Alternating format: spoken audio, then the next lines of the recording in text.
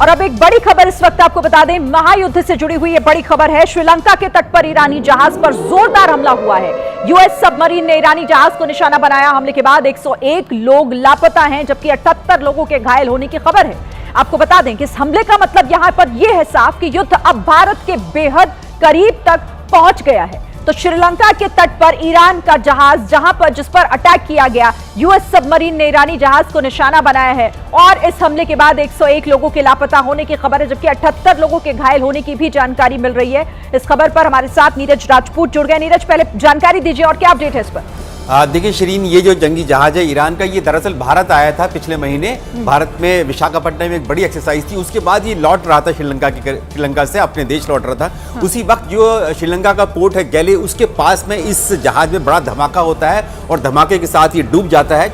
और वहां पर जो नौसैनिक, इसमें 180 के करीब नौसैनिक मौजूद थे ईरान की नौसेना के, उन्होंने डिस्ट्रेस कॉल किया श्रीलंका को कि हमें बचाया जाए। उसके बाद 38 जो नौसैनिक हैं उनको बचाया गया है और कुछ श्रीलंका की नौसेना के मुताबिक कुछ डेड बॉडीज भी वहां से बरामद हुई जहां पर ये जहाज डूबा है।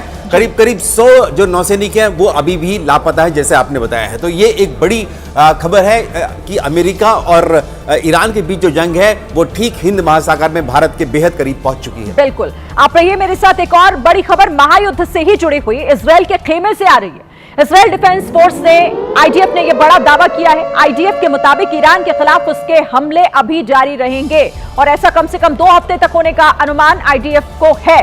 तो बड़ी खबर इजरायल डिफेंस फोर्स की तरफ से, जिसमें यह दावा किया गया है कि ईरान के खिलाफ जो उसके हमले हैं वो अभी रुकेंगे नहीं, ये जारी रहेंगे। नीरज, मतलब अभी अलग अलग दावे कि कब तक जारी रहेंगे हमले, किस तरह से युद्ध आगे बढ़ेगा, लेकिन इसे क्या समझा जाए कि कितना लंबा ये तनावपूर्ण स्थिति और ये युद्ध खिंचने वाला है?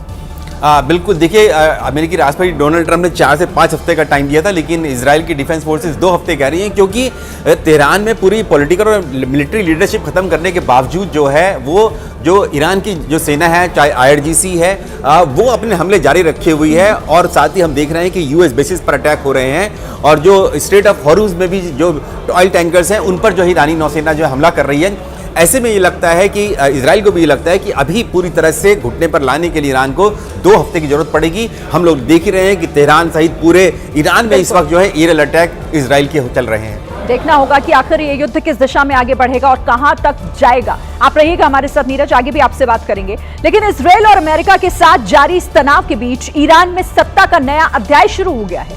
आयतुल्लाह अली खामेनेई की मौत के बाद अब उनके बेटे मोज्तबा खामेनेई को देश का नया सुप्रीम लीडर घोषित कर दिया गया है। ईरान की संवैधानिक संस्था असेंबली ऑफ एक्सपर्ट्स में यह बड़ा फैसला लिया गया।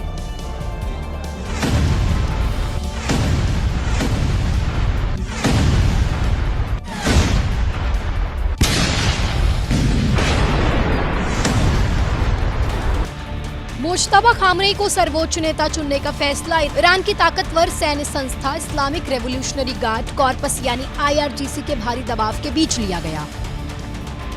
56 वर्षीय मुश्तबा खामनेई पूर्व supreme leader Ayatollah Ali Khamenei के दूसरे बड़े बेटे हैं। हालांकि उन्होंने कभी कोई आधिकारिक सरकारी पद नहीं संभाला, लेकिन पर्दे के पीछे उनकी मजबूत पकड़ मानी जाती रही है। 1969 में मशहद में जन्मे मुज्तबा ने ईरान इराक युद्ध के दौरान सशस्त्र बलों में सेवा की थी। IRGC और बसीज फोर्स के साथ मुज्तबा के करीबी संबंध बताए जाते हैं। अमेरिका के ट्रेजरी डिपार्टमेंट ने 2019 में मुज्तबा पर प्रतिबंध लगाए थे। आरोप था कि बिना आधिकारिक पद के अपने पिता के दफ्तर में प्रभावशाली भूमिका निभा रहे थे। मुज्तबा ईरान के सर्वोच्च नेता घोषित हुए हैं, जब हाल ही में अमेरिका और इजराइल के हमलों में उनके भी मारे जाने का दावा किया जा रहा था। ईरान में नेतृत्व परिवर्तन के बीच इजराइल ने भी कड़ी चेतावनी दी। इजराइल के रक्षा मंत्री ने कहा कि ईरान के मौजूदा शासन में जो भी नया नेतृत्व बनेगा वो उनके निशाने पर रहेगा। वहीं खामनेई के प्रतिनिधि की ओर से बयान आया कि ईरान बातचीत के लिए तैयार है, लेकिन सम्मान के साथ। आयतुल्लाह अली खामेनेई की मौत के बाद ईरान में नया सर्वोच्च नेता तो चुन लिया गया, लेकिन मोज्तबा खामेनेई का नया सुप्रीम लीडर चुना जाना कुछ सवाल भी पैदा करता है। देखिए, ईरान की इस्लामिक रिपब्लिक ने हमेशा वंशानुगत शासन की आलोचना की है और खुद को एक क्रांतिकारी निष्पक्ष व्यवस्था के रूप में पेश किया है। लेकिन अब जब अयातुल्ला अली खामेनेई के बाद उनके बेटे मुस्तफा खामेनेई को सर्वोच्च लीडर चुना गया तो सवाल उठ रहा है कि क्या यह वही मॉडल है जिसकी आलोचना तेहरान दशकों से करता आया है। रिपोर्ट्स बताती हैं कि पिछले साल अयातुल्ला अली खामेनेई के संभावित उत्तराधिकारियों की चर्चा या फिर कहें कि लिस्ट में मुस्तफा का नाम प्रमुख रूप से सामने नहीं था। अगर ऐसा था तो फिर क्या हालात ने फैसला बदला? क्या यह अचानक से लिया गया निर्णय था या फिर पर्दे के पीछे पहले से सत्ता संतुलन तैयार की जा चुकी थी? ईरान की शिया धार्मिक व्यवस्था में नेतृत्व का आधार वंश नहीं बल्कि धार्मिक ज्ञान, वरिष्ठता और स्वीकार्यता मानी जाती है। ऐसे में पिता से बेटे को सत्ता हस्तांतरण सामान्य परंपरा नहीं है और यही वजह है कि इस फैसले के बाद धार्मिक वैधता को लेकर भी बहस काफी तेज हो सकती है। आधिकारिक तौर पर दावा है कि यह फैसला संवैधानिक प्रक्रिया के तहत लिया गया, लेकिन आलोचकों का कहना है कि ईरान की ताकतवर सैन्य संस्था इस्लामिक रेवोल्यूशनरी गार्ड्स कॉर्प्स की भूमिका निर्णायक रही है। सवाल अब यहां पर यह भी उठ रहा है कि क्या यह चयन विचारधारा से प्रेरित था या सत्ता संरचना को सुरक्षित रखने की एक रणनीति। और इस खबर पर जानकारी के साथ न्यूज रूम से लगातार हमारे साथ डिफेंस एडिटर नीरज राजपूत जुड़े हुए हैं। नीरज, ये फैसला वाकई सवाल तो खड़े करता है क्योंकि जो परंपरा रही है, जो ईरान हमेशा से करता रहा है, जिसका पक्षकार रहा है, ये तो बिल्कुल उसके उलट है। बिल्कुल श्रीन, और इसमें जो आपने कहा कि स्थिति शायद ऐसी बन गई है कि ये सक्सेशन जो है सुप्रीम लीडर का, उसमें जो उनका वंश है आयतुल्ला खामनी का, उनको ही बनाया गया और दूसरे नंबर के बेटे हैं। ये पहले नंबर के बेटे को, सबसे बड़े बेटे को नहीं बनाया गया, दूसरे बेटे को, क्योंकि हम देख रहे हैं कि ईरान में लगातार जितने भी टॉप लीडरशिप है वो खत्म की जा रही है, चाहे फिर वो पॉलिटिकल हो, मिलिट्री हो, चाहे रिलीजियस हो, उन सब का सफाया हो चुका है। इसलिए ऐसा लगता है कि ये मुस्तफा को चुना गया। ये हालात ऐसे बने हैं। अदरवाइज हम देख रहे थे कि जो खामनेई है उन्होंने जो अपने 3-4 सक्सेसर जो कहा जाता था कि उन्होंने कहा है कि मेरे मरने के बाद उनको बनाया जाएगा, उनमें इनका नाम नहीं था। उन्होंने साफ कर दिया था खामनेई ने कि मेरे परिवार से कोई नहीं बनेगा आयतुल्ला, क्योंकि एक पोस्ट होती है वो नहीं बनेगा। लेकिन अब हम देख रहे हैं कि मुस्तफा के नाम पर शायद बनती जा रही है, सहमति बन रही है।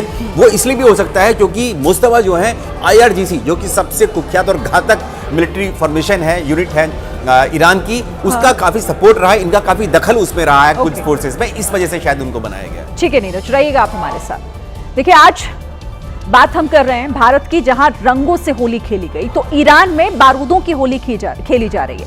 इजरायल ने वहां आज भी बम बरसाने का सिलसिला जारी रखा। ताजा हमलों में तेहरान की कई इमारतें बर्बाद हो गई, उनके फाइटर जेट्स और एयरपोर्ट्स को नष्ट करने का दावा भी किया गया। अमेरिका की मिसाइलें अपने टारगेट को तबाह करने के लिए तेहरान की ओर बढ़ती गई।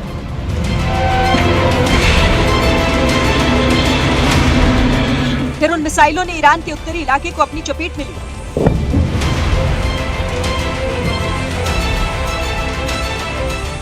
बिल्डिंग से निकलता काला धुआं बता रहा था कि इजरायल और अमेरिका ने मिलकर तेहरान में बारूद की होली खेली।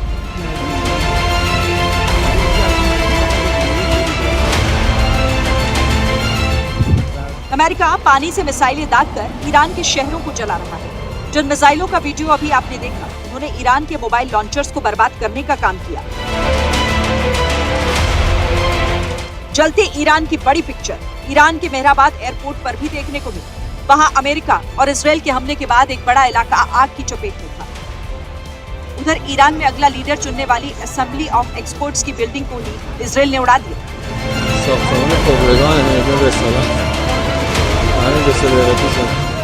दावा था कि हमला उस वक्त हुआ जब सभी 88 लोग ईरान का अगला सुप्रीम लीडर चुनने के लिए बैठक कर रहे थे और हमले में कई लोग मारे गए। हालांकि इसके सबूत अब तक नहीं मिले और अब ईरान की मीडिया ने दावा किया कि हमला एक्सपर्ट्स की पुरानी बिल्डिंग पर हुआ।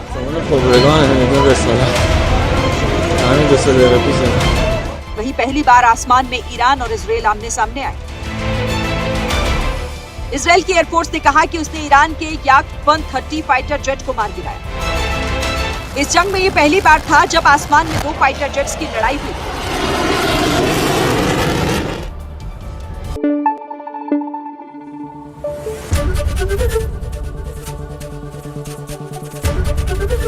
ABP न्यूज आपको रखे आगे।